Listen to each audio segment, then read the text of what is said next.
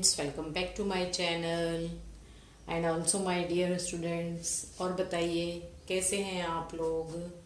मेरा नाम संगीता है, ठीक है। और आज मैं आपको क्या बताने जा रही हूँ, क्लास 10th का स्टैंडर्ड मैथ्स का सैम्पल पेपर सॉल्व करवाने जा रही हूँ, जिसका अभी हम सेक्शन ए लेंगे।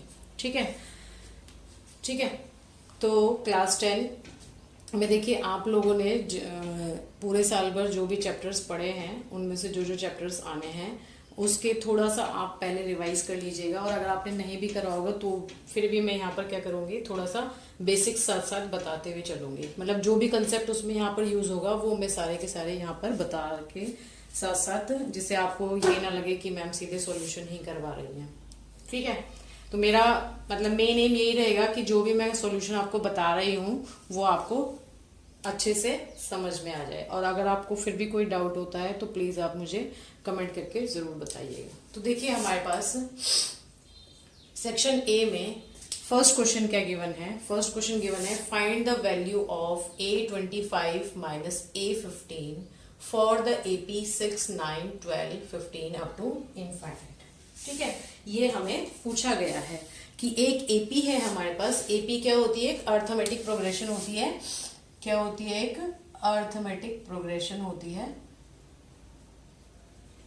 ठीक है, अर्थमेटिक प्रोग्रेशन का मतलब जिसमें जब हम कुछ नंबर्स को लें, जैसे 2 में हमने 2 ऐड किया तो 4 में हमने 2 ऐड किया तो 6 में हमने 2 ऐड किया, मतलब जो इन दोनों के बीच का और आगे भी दोनों के बीच का जो डिफरेंस है वो सेम हो।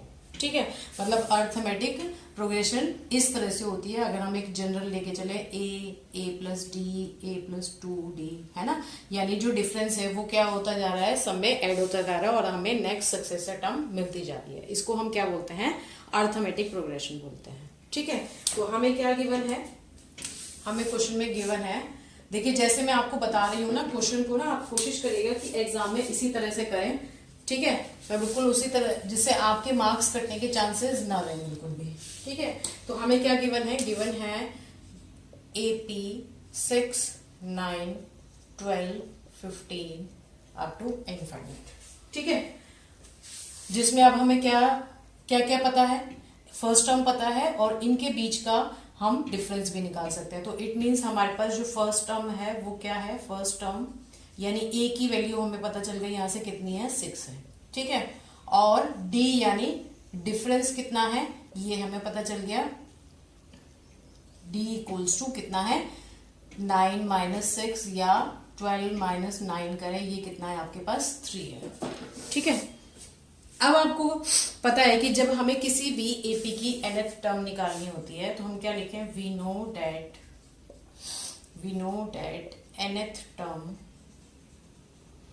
Of an AP an equals to, क्या फॉर्मूला होता है? a plus n minus 1 into d, ये होता है फॉर्मूला। ठीक है, तो ये फॉर्मूला अब हम क्या करेंगे? ये फॉर्मूला हम किस लिए यूज करेंगे? हमारे पास a है, n है और हमें ये पूछा गया होगा कि कौन सी टर्म निकालनी है, तो हम n की वैल्यू को वहां पर पुट अप करके वो टर्म निकाल सकते हैं। तो देखिए, अभी आपको इस क्वेश्चन में क्या पूछा गया है? A25 और A15 का डिफरेंस पूछा है। ठीक है, तो हम सबसे पहले क्या करें? A25 निकाल लेते हैं, या हम लिख लेते हैं सो फॉर A25, a हमारे पास कितना है? 6, तो यहाँ 6 आप पुट अप कर दो। अब देखिए n, अब देखिए यहाँ पे मैंने an की जगह A25 रखा, तो n की जगह क्या वैल्यू रिप्लेस हो जाएगी? 25। तो यहाँ पर हम क्या रख देंगे? 25 माइनस 1, और d की वैल्यू हमने यहाँ पे कितने निकाली है? 3, ये आ जाएगी। ठीक है, तो ये कितना आ जाएगा? 6 प्लस 24 इंटू 3 मीन्स 6 प्लस 72 यानी 78। तो A25 की वैल्यू आपके पास कितनी आ गई? 78 आ गई। ठीक है, अब अगेन हमें नेक्स्ट क्या निकालना है? A15 निकालना है, तो आप A15 निकाल दीजिए अब यहाँ पे। तो ये कितना हो जाएगा? 6 प्लस, अब हम n की वैल्यू यहाँ पे क्या कितनी रख देंगे? 15 माइनस 1, और d की वैल्यू सेम ही रहेगी, तो ये हो जाएगा 6 प्लस 14 इंटू 3 मीन्स 6 प्लस 42, यानी ये आ जाएगा आपके पास 48। कितना आ जाएगा? 48। तो देखिए, अब आपको फाइनली पूछा क्या गया है?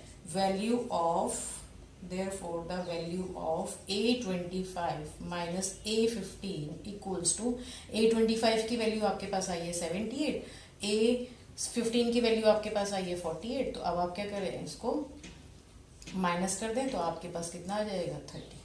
ठीक है, तो ये इसका क्या आ जाएगा, डिफरेंस आ जाएगा, and this is the answer. तो देखिए कितना इजी था ना, और पता है ये इतना इजी क्वेश्चन है, और अगर आपने ये क्वेश्चन बिल्कुल सही कर दिया, इसी तरह से करेंगे तो आपके ये जो 2 नंबर का क्वेश्चन है ना, आपके 2 नंबर कोई कहीं पर भी नहीं काट सकता, बिल्कुल आपको इसमें पूरे 2 नंबर मिलेंगे। ठीक है, तो चलिए देखते हैं इसका नेक्स्ट और वाला क्वेश्चन वो कैसे होगा। ठीक है, तो देखिए हमारे पास इसके और में ये फर्स्ट ही लिखा है यहाँ पे मैंने, क्योंकि ये इसका और वाला पार्ट है। ठीक है, तो देखिए इस क्वेश्चन में क्या दिया है, if 7 times the 7th term of the AP, है ना। तो देखिए एपी हमें पता है, एपी का nth टर्म हमारा क्या होता है, an होता है, अभी मैंने आपको पीछे बताया an होता है ना।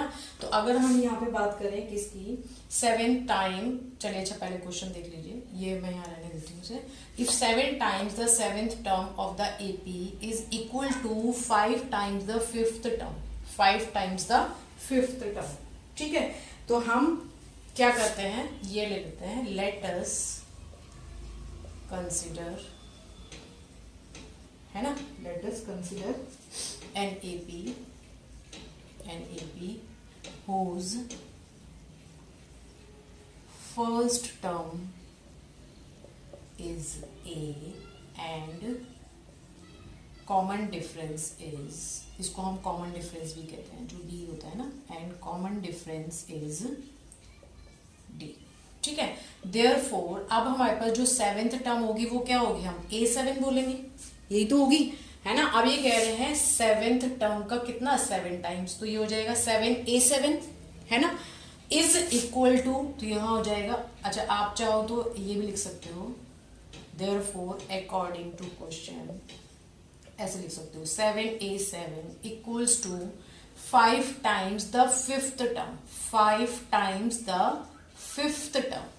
ये कौन सी हुई, 7th टर्म हुई, और ये कौन सी हुई, 5th टर्म हुई। अब टाइम्स का मतलब होता है, आपको पता ही होगा, ये तो आप लोगों ने 6th क्लास से ही पढ़ना शुरू कर दिया होगा, है ना। टाइम्स का मतलब होता है कि इसके साथ हम इसको मल्टीप्लाई करें। ठीक है, अब देखिए सिंस हमें पता है a n is equals to क्या होता है, a plus n minus 1 into d होता है, तो यहाँ पे A7 आपका क्या हो जाएगा, a प्लस, अब हमें a तो पता नहीं, a हमने वेरिएबल लिया है और डिफरेंस भी हमारा d है, तो ये हो जाएगा 7 minus 1 into d equals to 5 a plus 5 minus 1 into D.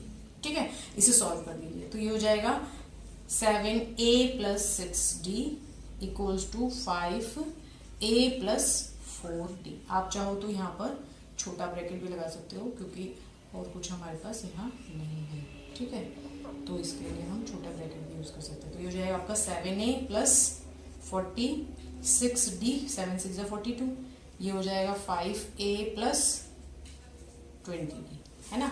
Again 7a minus 5a, इसको हम इधर ले आते हैं, ठीक है, और इसको हम उधर ले जाते हैं, या सबको इधर ही ले आइए, एक ही बात है, plus 42d minus 20d equals to 0 हो जाएगा।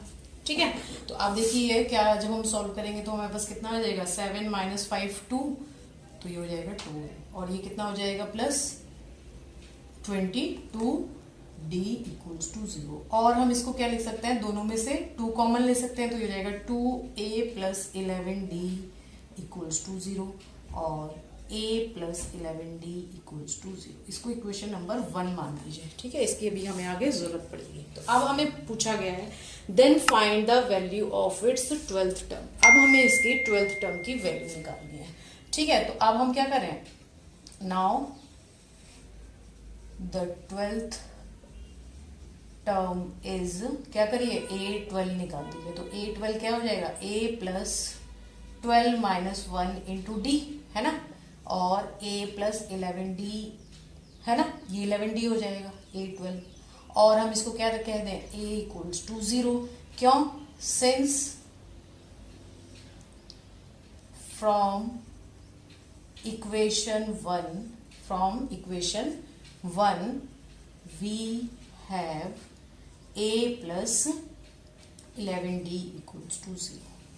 ठीक है, तो A12 की वैल्यू भी कितनी आ जाएगी, 0 आ जाएगी। ठीक है, यहाँ पर देखिए मैं बहुत अच्छे से कोशिश कर रही हूँ, मेरा बोर्ड थोड़ा छोटा है इसलिए इसी में आपको एक क्वेश्चन मेरा यहाँ इसी जगह हो जाए, इसलिए मैंने यहाँ पे थोड़ा सा इसको छोटा छोटा करके लिख दिया है। ठीक है, प्लीज इसको माइंड मत करिएगा, पर मैंने अपनी तरफ से पूरी कोशिश करी है कि ये क्वेश्चन आपको समझ में आ जाए। ठीक है, तो चलिए देखते हैं सेकंड क्वेश्चन क्या है। तो देखिए नेक्स्ट क्वेश्चन हमारा है, find the value of m so that the quadratic equation mx 5x minus 6 plus 9। अब देखिए ये ना एक्चुअली क्या है, ये क्वेश्चन में ना आपको अगर कोई पीडीएफ दिखती है या कोई भी आप देखे हो तो वहां पर ना आपको सिर्फ क्वेश्चन इतना दिख रहा है। ठीक है, बट इस क्वेश्चन में थोड़ी सी मिस्टेक है। ठीक है, यहाँ पर प्लस 9 होना चाहिए। ठीक है, तो देखिए अच्छा, अगर आपको इसकी पीडीएफ फाइल चाहिए तो मैं इसके डिस्क्रिप्शन बॉक्स में डाल दूंगी, है ना, क्योंकि आगे थोड़े बड़े क्वेश्चंस होंगे तो वो मैं बोर्ड पे लिखूंगी तो पूरा बोर्ड क्वेश्चन में ही भर जाएगा। अभी जो छोटे छोटे क्वेश्चंस हैं वो तो मैं यहाँ लिख रही हूँ।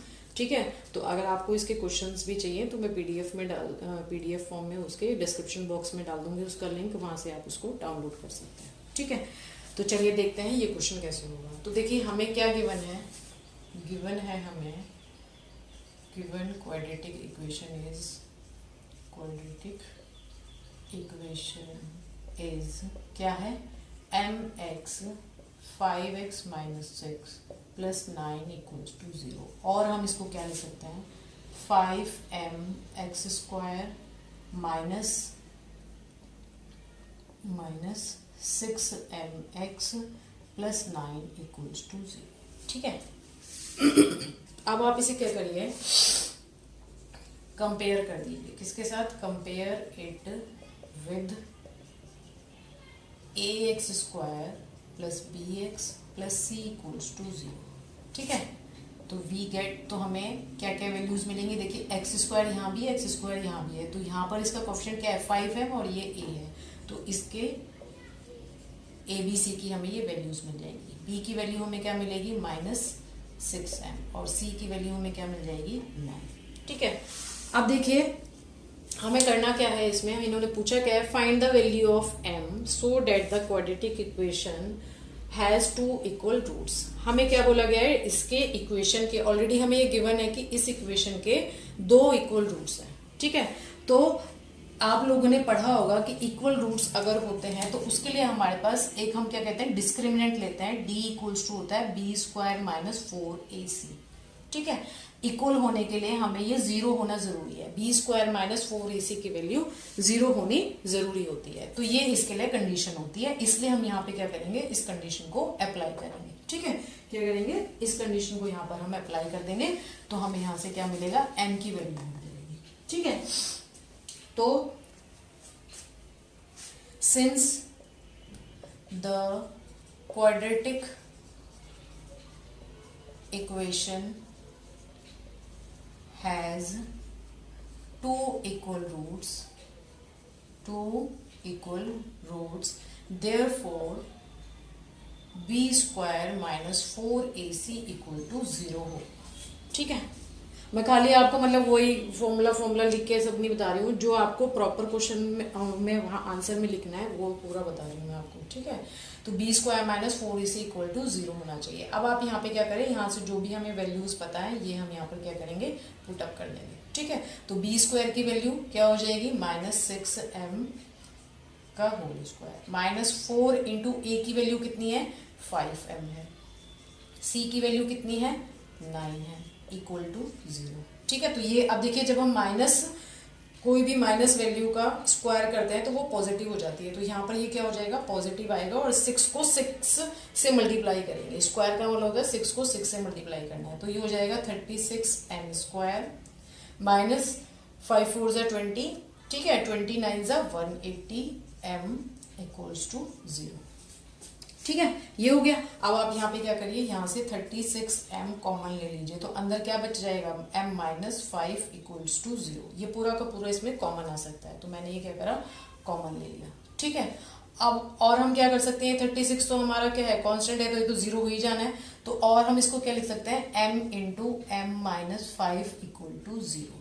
ठीक है, तो अब इससे हमें क्या मिलेगा, आइदर m इक्वल्स टू 0 और m माइनस 5 इक्वल्स टू 0, ठीक है। But m equals to 0 is not possible. अब आप बोलेंगे क्यों भाई मैम ये पॉसिबल क्यों नहीं है? ये इसलिए पॉसिबल नहीं है क्योंकि देखिए अगर आप यहाँ पर m की वैल्यू 0 रख देंगे तो हमारे पास जो x स्क्वायर और x वाली टर्म है ये तो गायब ही हो जाएंगी। क्या हो जाएंगी? टर्म्स ये गायब ही हो जाएंगी, तो ये क्वाड्रेटिक इक्वेशन ही नहीं रहेगी। तो जब क्वाड्रेटिक इक्वेशन ही नहीं रहेगी तो उसके इक्वल रूट्स किस बात के? तो इसलिए m equals to 0 is not possible.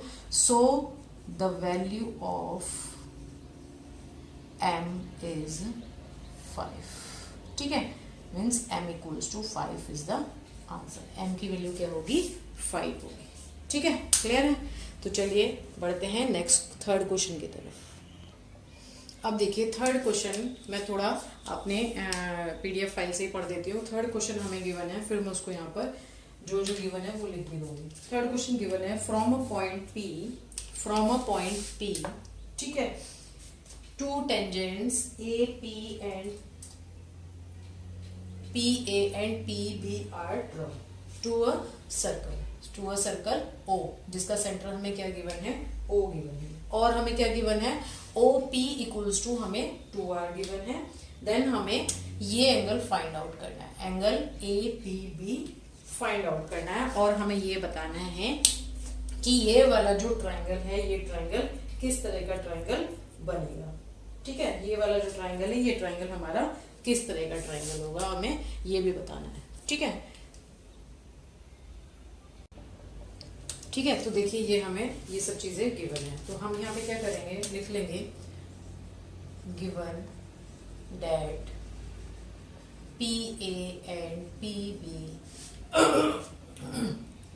are the two tangents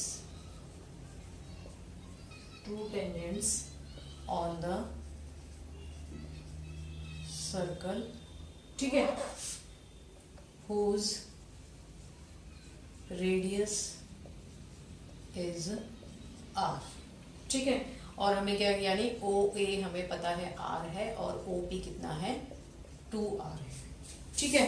अब देखिए यहाँ पर आपको सबसे पहले एक चीज की जरूरत पड़ेगी कि हमें ये पता होता है कि ये एंगल, जब हम ये एंगल निकालेंगे ना तो इससे पहले हमें ये पता होता है कि ये एंगल 90 होता है। क्या होता है कि जब भी हम जो ये रेडियस है ये जब इस पर क्या बनाती है? टेंजेंट, यानी यहाँ से जो ये जो लाइन जा रही है टेंजेंट बना रही है, और ये किस पर टच हो? ये वाली जो क्या है ये रेडियस है, और ये जो आपस में मीट करती है ना ये रेडियस और ये जो टेंजेंट होती है ये क्या, कौन सा एंगल बनाती है? सॉरी 90 का एंगल बनाती है, ठीक है। तो यहाँ पे ये एक आपको थ्योरम लिख देनी चाहिए। क्या होगी वो? फ्रॉम द थ्योरम क्या है वो theorem? From the theorem we know that the tangent at any point of a circle, ये आपने सर्कल वाले चैप्टर में पढ़ी है, ठीक है, वहीं से ले रही हूं मैं। और ये क्वेश्चन भी वैसे तो वहीं का है। Of a circle is perpendicular को ऐसे भी लिखते हैं टू द रेडियस through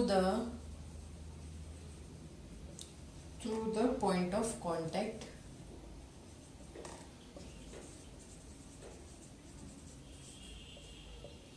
ठीक है। सो वी गेट, यहां से हमें क्या मिल गया? यहां से हमें मिल गया कि angle PAO is equals to 90। क्या हो गया? PAO equals to 90।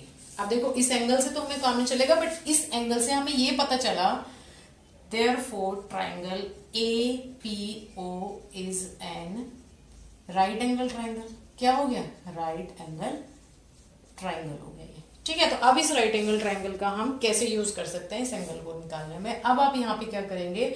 Trigonometric ratios पढ़े हैं ना आपने। अब हम क्या करेंगे? इस ट्रायंगल APO में ट्रिग्नोमेट्रिक रेशियोज लगाएंगे। क्या लगाएंगे वहां का? Suppose let angle A P O equals to theta. हमने इसको क्या मान लिया, सपोज ये एंगल कितना है, थीटा है, ठीक है। तो अब हम इसे कह सकते हैं देयरफॉर साइन, अच्छा इसको आप यहाँ ना करके इसके नीचे ही करिएगा, ठीक है। Sine, therefore sine theta equals to, हमारे पास क्या होता है, परपेंडिकुलर अपॉन हाइपोटेन्यूज। क्या होता है, परपेंडिकुलर अपॉन हाइपोटेन्यूज। तो यहाँ पर देखिए इस एंगल के सामने वाला परपेंडिकुलर क्या है, ओ ए है ना, और जो हाइपोटेन्यूज है वो ये है, 90 के सामने वाला हाइपोटेन्यूज होता है, तो वो ये हो गया ओ पी। तो ओ ए हमें पता है कितना है, आर है, और ओ पी कितना है, 2r। आर से आर कैंसिल, ये कितना आ गया आपके पास, 1/2।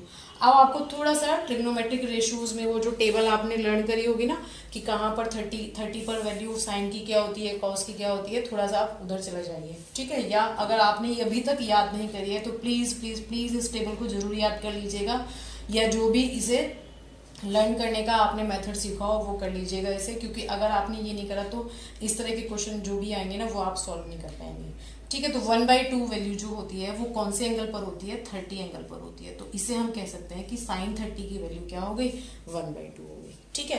तो यहां से हमें क्या मिल गया, थीटा इक्वल्स टू 30 मिल गया, 30। अब देखिए जब आपको ये 30 मिल गया, ये एंगल 30 मिल गया है ना, तो देखिए ये एंगल जो है हमारा, ये वाला एंगल भी हमारा क्या होगा, 30 होगा, है ना, ये भी तो 30 होगा। अब आप बोलेंगे क्यों मैम, ये क्यों 30 होगा, ये तो हमने निकाला नहीं। अरे भाई ये भी, ये पी ए और पी बी हमारी क्या है, दोनों टेंजेंट्स ही तो है, इक्वल टेंजेंट्स है। तो जब हमारी पी ए टेंजेंट है और यहाँ पर पी बी भी टेंजेंट है, ठीक है, तो ये क्या होंगे, दोनों इक्वल होंगे। तो जब इक्वल होंगे तो हमारे पास ये भी 30 होगा और ये भी 30 होगा, होगा या नहीं होगा, ठीक है। तो इससे हमें यहाँ पे क्या मिलता है, angle A P B equals to angle A P O plus angle B P O, यानी 30 + 30 इक्वल्स टू 60, ठीक है। ये तो हमारा किसका आंसर आ गया कि हमें एंगल ए पी बी जो निकालना था। नेक्स्ट अब इसमें इसने क्या पूछा है कि ये ट्राइंगल कौन से टाइप का ट्राइंगल होगा, ये ट्राइंगल हमारा किस तरह का ट्राइंगल है। तो देखिए ये ट्राइंगल हमारा किस तरह का ट्राइंगल है ये बता देती हूँ मैं। देखिए अभी हमने क्या फाइंड आउट करा कि ये एंगल हमारा कितना आया, पूरा का पूरा, इसमें मिटा देती हूँ, ठीक है। ये एंगल हमारा पूरा कितना आया, 60 डिग्री आया, ठीक है। अब हमें पता है कि पी ए क्या है, पी बी के बराबर है, पी ए पी बी के बराबर है, पी ए पी बी के बराबर है। तो इट मीन्स ये सपोज एक्स है और ये भी एक्स है ना, क्या है, ये भी एक्स है। इसको आप चाहो तो यहाँ पे मैं थोड़ा सा सॉल्व करके दिखा देती हूँ इस ट्रायंगल के लिए, ठीक है। मेरा ये वीडियो थोड़ा लंबा हो जाएगा, बट मेरी कोशिश पूरी ये है कि आपको किसी भी तरह ना ये सैंपल पेपर एकदम अच्छे से क्लियर हो जाए। तो हमारे पास देखिए एंगल, चलिए ट्रायंगल ए पी बी में हम बात कर लेते हैं। Angle A P O plus angle P A O plus angle P B O equals to 180 होगा। किसी भी ट्राइंगल के तीनों एंगल का सम क्या होता है, 180 होता है, ठीक है। तो एंगल ए पी ओ हमारा कितना आया, सॉरी ए पी ओ नहीं होगा यहाँ, ए पी बी होगा, ठीक है। और ये भी शायद मैंने गलत लिख दिया, पी ए बी होगा